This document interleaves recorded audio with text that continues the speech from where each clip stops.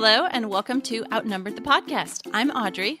And I'm Bonnie. We are experienced moms to a combined total of 19 children.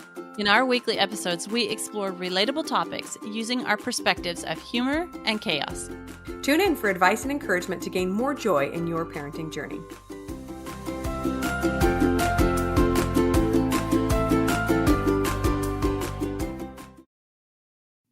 Hello, friends. Welcome back to another episode. Today, we are going to be talking about a super exciting concept, and that is the concept of success. We all want to be successful, right? But specifically, how to not get in our own way of success. So I think that's going to be the most important part, is that second half. But first, Audrey has something funny to share with us. It's one of those things that your kid says that's funny, and it just is so cute and so funny. And then because we have a big family, some of the older kids thought it was extra funny, and they made it even funnier. So one of those times. So I was making some whipping cream to put on top of hot chocolate that I was making the kids all fancy and everything. And my 2-year-old is sitting over there. He says, I want that liquor thing. He's like, when, he wants the beater, he wants to lick it when he's done. I want that liquor thing. And so my 13-year-old's standing there and she goes, honey, I'm pretty sure you're too young to drink liquor. That's great. That's what she hears. Yeah, I know. That's so funny. And I also think it's funny that clearly he knows what that thing is for, and it's not for beating whipped cream. No. It's for licking the whipped cream, right? The number one purpose of a beater is to consume the deliciousness that's on it. Yeah, for sure. Yeah. That's adorable. All right. So when we talk about the word success, we don't often think of that in relation to motherhood and what we're doing day to day, right? It conjures up images of like a fancy speedboat and nice cars and making lots of money and, growing a business or something. But I really feel like there is a way for us to be successful as mothers as well. So I want to kind of explore what that looks like, being successful as a mom. Yes, it might, like our definition of success, each one of us, it might look different, but it will involve largely us living up to our most prized values. So what do we value? And if we can do that and achieve that and live like that, then we consider that success. For us, Bonnie and I, these values includes things like patience, extraordinary measures of love for our kids, no matter what they do to us, understanding, consistency, some of these things that we talk about regularly on the podcast. That's what makes us feel successful as mothers at the end of the day. Right. And you, if you've been around for a while, you probably know that Audrey and I are really into exploring these future visions of ourselves, right? Just kind of peeking into the future. What do we want that to look like so that we know that we're on the right path, headed in the right direction, right? So just take a minute, let's do this little exercise. I mean, be careful if you're driving and listening, but if you have a chance to just kind of stop for a second and think about that future version of yourself, what do you want it to look like, right? Like you could even tell yourself physically, what does that person look like? What is she wearing? How does she speak? How does she react when things don't go as planned, right? How does she communicate when she's frustrated or angry? What do her loved ones think of her, and how would they describe her, right? So all these things that might give us a little hint into who this wonderful person is and how we can put ourselves on the path to becoming her. Right. And what's really important here is you defining this for you. So if you think about like a successful businesswoman, how is that pictured just in general in a magazine? What does a successful business woman look like? What is she wearing? How is she posed? What is her story that the article is about? That kind of thing. So then let's switch that to motherhood too. What does a successful mother look like? What's she wearing? What's she doing?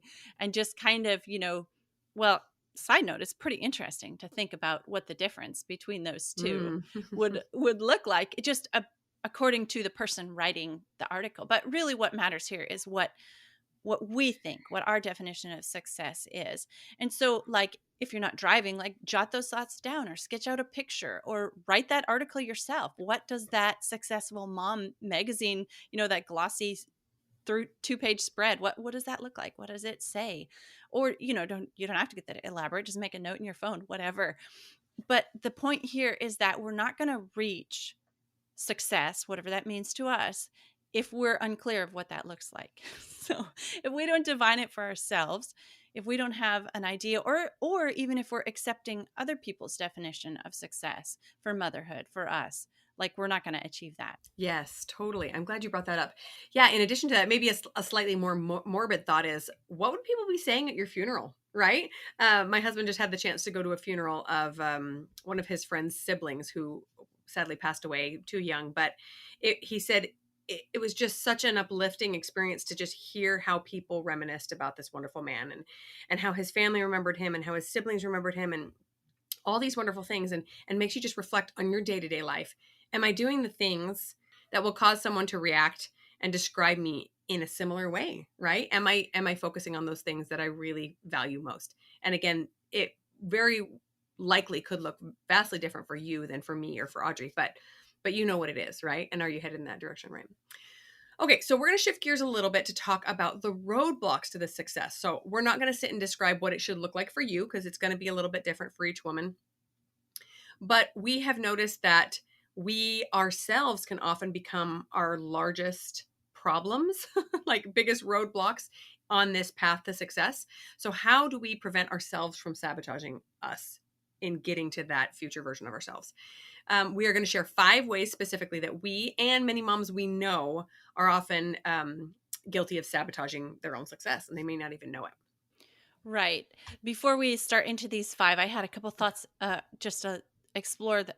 It's interesting if you sit down and explore the reason why we would sabotage our success, like consciously or subconsciously. Why does somebody sabotage their success? Like their success. So what are they afraid of? Like why, just in general, would somebody sabotage something they saw as success? Well, you think about this, and we're not going to really dive into it deep here, but like things like fear. So like what are you afraid of being successful as a mother? Like why is that stopping you? So that's kind of, when you explore that a little bit, that's interesting to think about as we dive into these 5 ways that we found that we sabotage our success. So kind of we're talking about the how and not the why, but go ahead and please spend some time exploring the thought of why you would sabotage your own success. Okay, number one, this is, if you were going to guess, if you've listened to the podcast for a while, you'd probably guess this as number one. It's our runaway or uncontrolled thoughts, which then provide feelings for us. So, what are the thoughts that we have about ourselves as mothers and about our success as mothers? Um, what are we telling ourselves? What are the sentences in our brain that are keeping us from being successful? Like we sabotage that success before we even get started on that. So just one thing here, I'm not going to give any examples because your sentences are maybe different from my sentences, but they're all sentences that keep us from getting to success. But we want to take, what we want to do is, like, maybe you struggle as much as we do with these thoughts and sabotaging your own success this way. And so, one thing we thought here was, if we can just teach our kids young about this whole concept of controlling their feelings by controlling their thoughts. And we have to be an example of this. So, just one thing, maybe your kid struggles at something, let's say art. They try to draw a picture, and it's not what they wanted it to look like, and so they say, I'm not good at art, I'm no good at art, I'm never going to be able to good art, I'm never going to be a good artist. Like my kids say that all the time, right? I'm not good, I can't do this, I'm not good. And so we can teach them to change that sentence to, I want to be good at art, or I want to get better at art, or I'm going to practice so that I can do better, or at least I tried. Hey, I'm on my way because I made the first drawing, I started. And so think about the ways that the sentences that you have in your brain that are making you just give up before you even start trying. Like, what are those? Usually the sentences for me start with, I'm never, or I'm Mm. not, or I can't. Yes. Yes, they are very closed ended, right? They are these impossibilities, right? And they make it sound like there's no way around it. You couldn't possibly figure out a way through. And so your brain just shuts down because you gave it permission to stop thinking and stop looking for solutions, right? So we have started teaching this responsibility for our thoughts and feelings quite a bit here in our home, and it is pretty magical. In fact, the other day, my 12-year-old was doing something annoying, and it was We try not to say making someone scream, but it was. She was doing something annoying and the 4-year-old was screaming because of it. And so I turned around and I said, "Would you please stop making her scream?" And my 12-year-old, bless her, comes back with, "I thought you said nobody could make anybody do anything, Mom. I thought you said that she's choosing to scream." I said, "She is choosing to scream, but she does not have the capacity to stop and think her way through it. You do." So I expect better of you. She is still learning. But I thought, well, Uh, good. She's learning. She's learning that nobody can make you get angry. You get to choose whether or not to get angry. But um we try to do this through examples and our own actions, obviously, right? If I catch myself saying something like that, like, "Oh, you guys are just making me so crazy," I'll try to backpedal and say, "I am allowing myself to lose control today because I have a lot of stressors. And this is why, I'm sorry. I'm, yelling and blaming you. Could we please tone down the noise a little bit? That would help me to think through my problems today." Something like that. But man, thoughts for mothers are key. If you have not analyzed your thoughts yet, you're probably in for a big surprise. When I started doing this, I was just flabbergasted at how many times I was shutting my brain down by giving it permission to just give up by saying, "Well, I'm a terrible mother. Well, I screamed today. I give up because I did this thing I didn't mean to do." We just have got to hold ourselves to a higher standard. And it will actually get easier and make life better when we become experts at this. So, absolutely, that's number one for sure. yeah, there's a really helpful profile on Pinterest, a mom who helps you think about what thoughts you're having, which are very common mom thoughts, and how to change those into different thoughts. And so I think her name is Tessa Romero, but we'll go ahead and link her in the show notes. Yes, yes, for sure. Okay, so number two would be when we find that we are feeling disconnected to our children. And this happens to me probably on a daily basis if I'm not watching out for it. And what I mean is that when you're a full-time mom, or even a most of the time mom, even if you part-time work out of the home, it requires a lot of you mentally and emotionally. And so if we're not careful, we can allow a lot of buffering and distractions to come into our lives and separate us from our kids. So for example, it's lunchtime. I know everyone's hungry. Everyone is screaming. The baby needs to be fed. All these things are coming at me at once. And so what do? I sit down and scroll on my phone because my brain just cannot handle one more thing, right? And so I choose to just completely disconnect myself to give my brain a break. Now, there are very conscious and helpful ways to find the breaks that you need. And we'll talk about those in a second. But when you default to those distractions, it really only disconnects you from your children and what's going on. And it will, chances are good, it will make you more frustrated. It will be easier to lose your temper. It will just make things worse. I don't know if you've ever had that happen where all of a sudden you're like tapping out, sit down, scroll on your phone, and then kids come up and start tapping you. And then you just lose it, right? Because you're just trying to zone out for 5 seconds and they just still need you, right?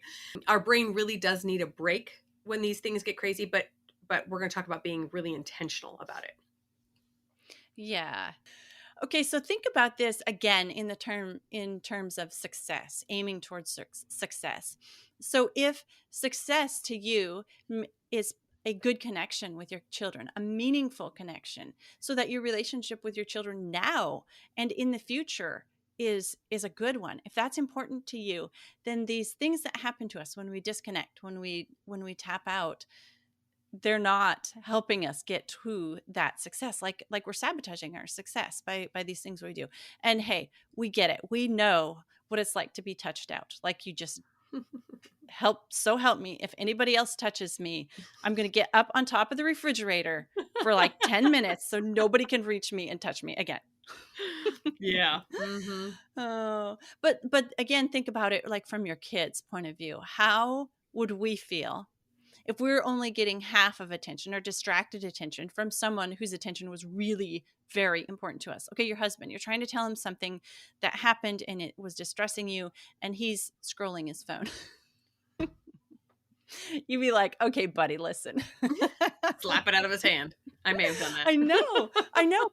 But we have to keep in mind that the things that our kids need our attention for right now, that, the stupid little, hey, mom, look at me do this. And they need to, show you how they can spin on one foot, and you're just like, "Oh my gosh, I have never seen this before in my life," you know? But, like, that's so important to them. They just discovered Right. this new skill, this new thing they can do, and even though we have, 7 other kids that have showed us that they can spin on one foot before, we've got to be there and make that Yeah. connection with them when it's their turn to, show us they can spin on one foot too. It's just like, our little problems are so important to us, and their little problems are pretty important to them Right. too. Right. The difference is that they're developing, and the way that we interact with them, the way that we connect with them or not is going to affect their development for the future. So it's not as quite as mindless as it seems to us sometimes. So yeah, definitely sometimes you're just like, okay, I got to zone out for a second. Like what can we do that is not hurting that relationship with our kids? Like how can we tap out? Like, so one example for me is like if I'm just like, hey, don't touch me. Nobody else touch me.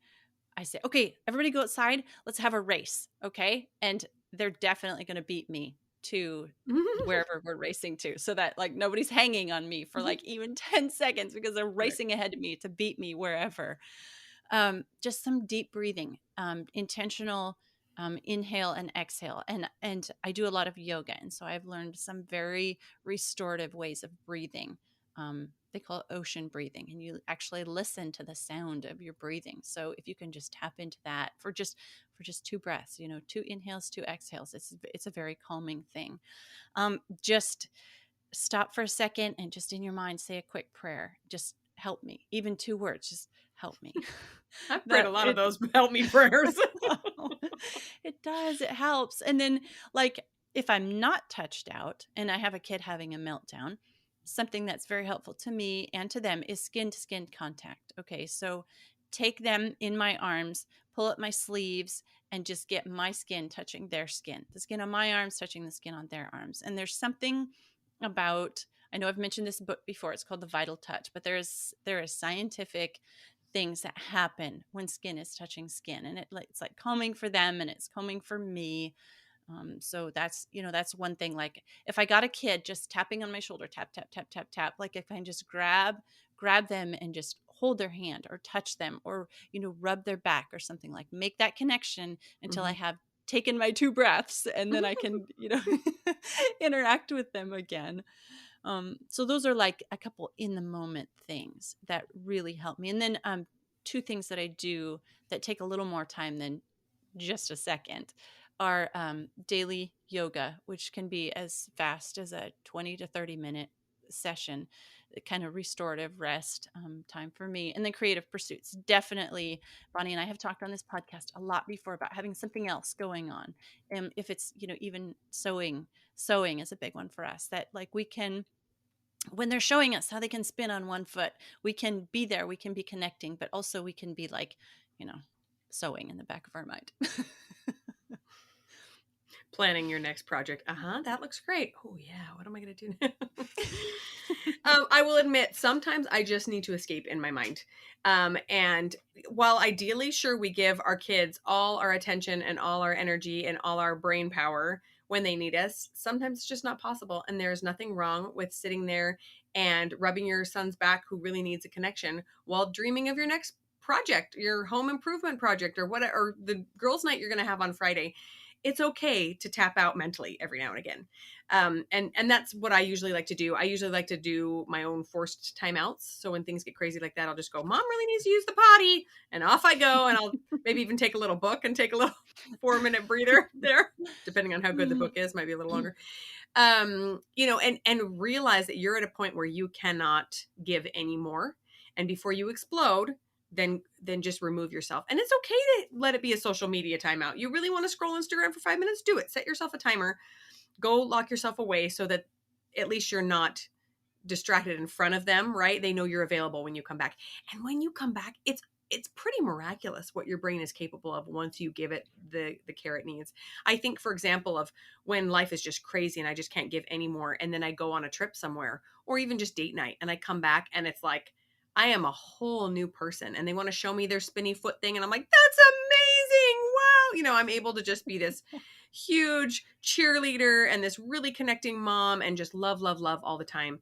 But, and especially as homeschoolers, it is a unique challenge to be with your children 24 hours a day. You really have to be aware of your own mental capacity and realize when you're getting close to the edge. Pull yourself back. A couple other ideas that I wanted to share was singing a song. Everybody goes crazy at my house. Sometimes we just start singing a song called Love at Home that we learn at church. It's kind of ironic and we all just laugh because everybody's fighting, but it just kind of breaks the tension, and it allows us to laugh together.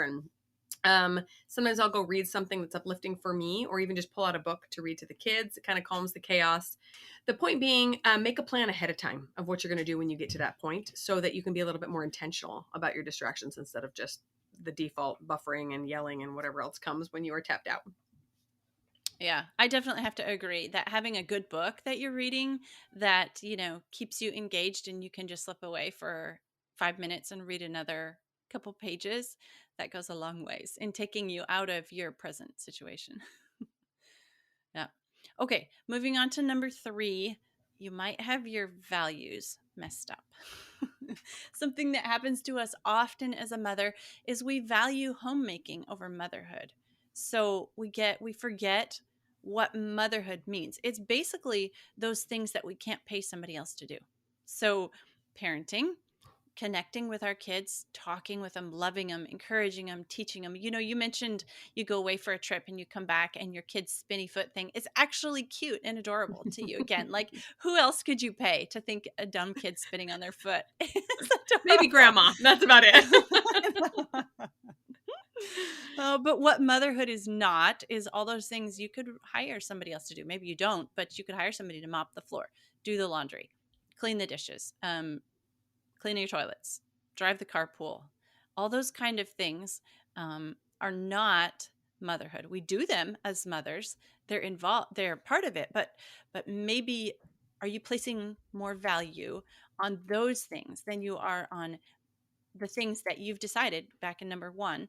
You've decided what you value, what does success look like to you. So if you're a business person, I'm going to just keep going back to this analogy. If you're a business person and you have goals on your way to success, and then you start focusing on something that's not part of what you've defined as your success, like, are you ever going to reach that success? No. Right. Right. You've just adjusted your trajectory just a little bit, just enough that you're never going to reach the goal. It's going to look real similar, but it's not going to get you there. Yeah. In fact, along with this analogy, what if your husband or you went to work every day and instead of actually doing your work tasks, you just tidied up your desk all the time? Maybe you mopped the floor of your office, got the Windex out, made your windows all shiny, and it's beautiful, but you actually didn't get any work done all day. That's motherhood, you guys. It's so hard to separate the two, especially if you are a full-time stay-at-home mom, because there is so much that is required of you, especially if your kids are little and you're doing almost all of the housework and the meal prep and the cleanup and the diapers and all the thing. That's actually not mothering. Motherhood is a relationship. It's the relationship you have with your child, right? And think, if you are the primary stay-at-home parent, think about the parent that's not. Is there a parent that leaves and goes to work?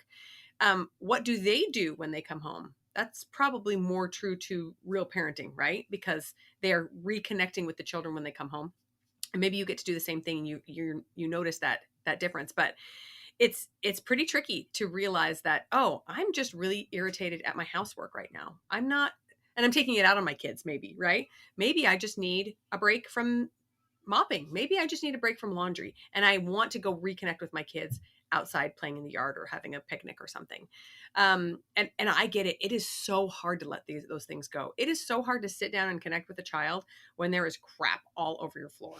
It's a real struggle. And that goes back to our thoughts, right? Where we can say a good mother can have things on her floor. She can also have a beautiful home, but that does not take away from your mothering by allowing there to be a mess or by allowing your kid to just be in his pajamas all day long. The good mothering comes from this really connective relationship that you have with your child. And the truth is, really, if you are a stay-at-home mom, a full-time stay-at-home mom, the vast majority of your day will probably not look like mothering. It will look like household tasks, right? So the trick is to find those times to do the mothering throughout it. Hey, come help me mop the floor and we'll put sponges on our feet and spin around, or let's sit down and talk about your day before you go to bed, because going to bed is kind of largely just another task we have to do. But are we finding those moments to connect with them and to really mother them throughout these everyday jobs that we give ourselves? Yeah, that is true. And I find for me, maybe this is the root of it for you too, is usually what others will think of us and our home. Like for example, it's easier to fake being a good mom when you're for a little while when you're around others. Oh, hi, honey. You need to, you're so sweet to your kids. But there's no way to fake if somebody walks in your door and you have a sink full of dirty dishes or Yes. there's junk all over the floor. So like you can, but it's easier to, have a clean sink of dishes and a bad relationship with your kid, or you'd be yelling at your kid or whatever, because if you're valuing what others think about the condition Right. of you or your home. But here's a way to kind of flip that on your head. What if you valued what your future children will think of your relationship with them more than what people currently think about the condition of your home? So this is kind of a big one for me, one I really struggle with, because I'm one of those people where physical clutter kind of affects me Hmm. emotionally. Hmm. Again, digging into thoughts of that and stuff. But like I can't sit down and snuggle on the couch with my kids and read them a book if the room is a mess. So to me, I found like a solution here, like, let's clean up this room together so that we can sit down and enjoy reading this book together. So Hmm. when the cleaning becomes tied to the relationship and improving the relationship and working together, if we work together, then we can play together, that kind of thing. But again, it's not that, cleaning your house and doing all that and all the motherhood tasks are wrong. It's the way that you're prioritizing those, or the way that you're valuing them, or what you're placing more value on, what other people think of your home or what your kids think of your relationship. That's kind of where it's come down to for me. Yes, absolutely. And another thought about that is, when you go back to the values that you outlined at the beginning of what success looks like to you, did anybody include a clean house? I mean, maybe there's nothing wrong with it. It's wonderful if your house is clean. It feels amazing. But generally, it's not at the top of the list when people talk about what success as a mother looks like. I mean, again, nothing wrong with it if it is, but generally it has something to do with that relationship, right? And as an example of what your future children will think, I think often about the chores that my mom had us do when we were children. I hated it. It was the worst, right? But she knew that that was going to be really crucial to our success as we grew up. And now as an adult, I look back and think that had to be so hard to just remind us over and over. And that kids don't clean well for many years. So there were many years of her insisting I clean the bathroom, even when I did a poor job. And then I had to go back the next week and try again, right? Um, and as an adult, you're able to see the hard work that went into your own parenting, even when as a child it was kind of the worst, right? And maybe even her guests thought the same. They came in, the bathroom was kind of subpar. They're like, well, it's kind of dirty in here. And yet, what was really crucial, what was she was trying to do, was to teach me this value of hard work, which she did. So, number four of these roadblocks to our success as mothers would be sabotaging or neglecting your own self care or the care of your marriage. So, both of these they sound like different things, but they really are kind of one and the same, I think. Your physical well being is pretty obvious how that affects your children, right? If you are dead tired and have zero energy and have been living on nothing but sugar for 3 days, you're not going to be really available to your children. I think we all know that, right? We've all had babies and then thought, I will never be able to have patience again because I'm so sleep deprived, right? Yeah. So your physical well-being and emotional and mental, I might add as well, is really, really essential. And your relationship with yourself, right? How can you give love if you don't feel love yourself? If you don't have the right kind of self-image, I guess. But what about that of your spouse? Like marriages are really, really important to the children that are in them as well. But why? Like I've thought a lot about this. What do you think, Audrey? Oh, yeah, I agree. And if this is somehow the first one of our episodes that you're listening to, go find um our episodes about marriage, and the importance of having a good relationship with your spouse. Studies show, like every study shows, that children from a healthy marriage have the best chance at success. So when you're setting yourself up for success by taking care of yourself and taking care of your marriage, you're setting up your kids for their future success as well. Another way to that I think about this often is, maybe I just am struggling to find it in me to care for myself and my marriage, for myself, like if that's what I'm doing it for. But how do I want my children to care for themselves? What do I want their marriages to be like? How do I want them to treat their spouses? How do I want their spouses to treat them? Not that I can control any of that, but I can definitely be an example of that, because they're going to be watching, listening, learning, and influenced by the way that I'm taking care of myself and the way that I'm taking care of my marriage. And that's going to be have a huge effect on them in their future. Yes, absolutely. It's so interesting that you say that. Maybe you just don't have the motivation to do it for yourself, but you can do it for your children. Yeah. And for the single parents out there, or those that don't have the chance at a healthy relationship right now, there are plenty of other ways to show the same thing to your children. And that's through other adult relationships, right? If you are dating or you have friends or neighbors, do you show them how to treat people with respect, how to give them the benefit of the doubt, how to address an argument without just talking badly about someone behind their back? There's so many opportunities to show them mature, healthy adult relationships, so that they can go out and find those themselves. What a powerful gift to give your children, right? Yes, totally agree. The other thing I want to say about the self-care thing is, Audrey and I have talked about how you have to fill your cup to then fill your child's. But I would argue that you don't then pour out of your cup. You only fill their cups from your overflow, right? Yours really needs to stay full all the time, because we really know what that feels like to have a diminished cup. You start pouring out a little bit here and there, and all of a sudden you can't do anything anymore. So fill yourself up so that there's an overflow, so that the excess of energy and happiness and love that you have then is able to fill up that of your children's. Don't make yourself a martyr for your kids. Yeah, yeah, absolutely. That's a great segue also into our last idea for you is, one, I think the biggest probably way that we as mothers can sabotage our success is being disconnected or at odds with God or a higher power, whatever that is in your life. We cannot do motherhood by ourselves. We can't do this job alone. And if you've listened to this podcast for any episodes at all, you know that Bonnie and I believe that our children, our families, they're God's, and He knows better than we do what to do with them. He has a plan for them, and probably, honestly, we're kind of getting in the way of Him being able to have success in those plans for us and for our children and for our families when we are sabotaging that success through these things that we do ourselves. Yes, I totally believe this is true. Many, many times I have felt so inadequate as a parent to these little people who honestly, you think you know your children, but as they grow up and become teens and adults, you're thinking, I didn't really know you at all. I wouldn't have guessed that you would have been great at this or that. I mean, sometimes we see little inklings of that, like, oh, you always loved cars. It's not really a surprise you became an engineer. But many times they turn into these people that are greater than we could have ever hoped. And we think, I don't think I really had much to do with that. You were just your own person.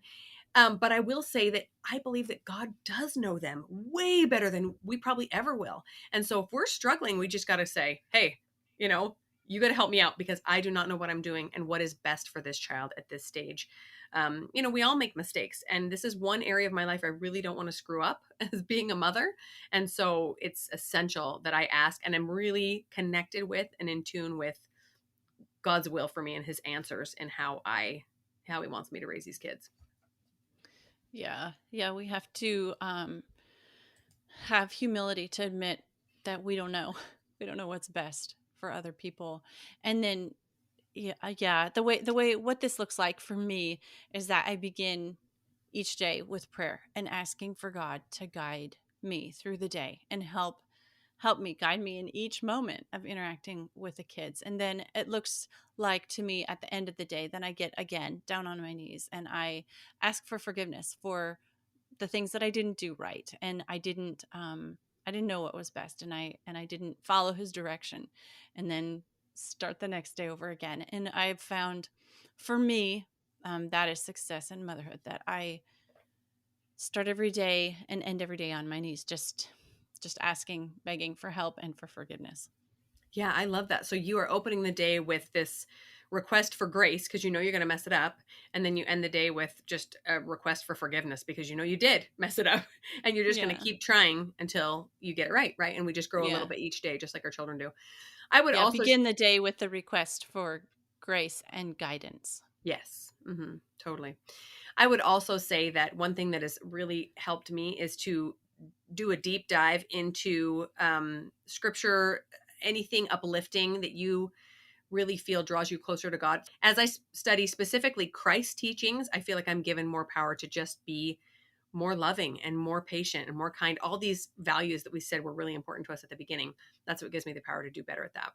Just to wrap up, I wanted to say that we do not expect perfection from ourselves or from any mothers around us. And we do not expect success, quote unquote, to look even close to perfect. But it's going to draw us closer to these values that we've talked about, right? It's going to make us feel like we are connected and really, really loving and feeling loved in return with our children.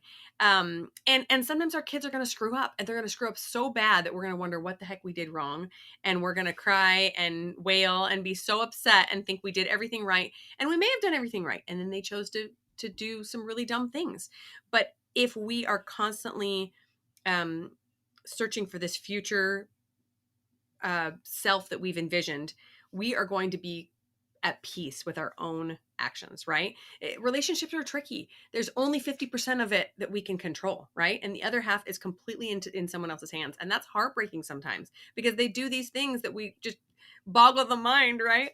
But we can control our half. And that's the best we can ask for, is to just keep plugging along and eliminating these obstacles that will keep us from that vision of success. Yeah. I wanted to say here that looking at ways we sabotage our own success, that can be really depressing if we just stop at the faults that we find, the ways that we're doing the self sabotage. That can be like, okay, fine, I'm going to give up. Yep. Wow. So then going back to number one, right? We're not only sabotaging ourselves, but we're saying, I'm sabotaging myself, so there's never any hope for trying. But just keep in mind the importance of understanding why we're looking for ways that we engage in self sabotage. That is so that we can make improvements and we can go one step further down that road towards success. And so let's say today I did one of those five things. Yep, definitely I sabotaged my own success today. So tomorrow, I want to take one tiny baby step towards success and try again. And am I going to fail and sabotage myself tomorrow as well? Probably. But don't let looking at those, don't let looking for ways to sabotage yourself, like, don't let that be our focus. Let improvement be our focus. And if you are only looking at yourself through the light of rose-colored glasses, wow, I'm perfect, I'm so awesome, then how are you going to find something to improve? But if we look for ways we're sabotaging ourselves with the end goal of being that we can move towards success, then it's a worthy cause. But if you're just going to look at yourself, look for ways you're sabotaging your own success so that you can beat yourself up, I mean, please don't. Yes. That's not what this episode is about. Yeah. Yes, we all know what we're doing wrong, right? But we have lots and lots of hope that with these tips, you can take baby steps forward, right? So good talking to you guys this week. We will see you next week. Thanks for listening, friends. Click the link in the show notes to subscribe to our email and never miss another episode. Show us some love by leaving a review on iTunes or sharing the podcast with a friend. Thanks for all your support. We'll talk to you next week.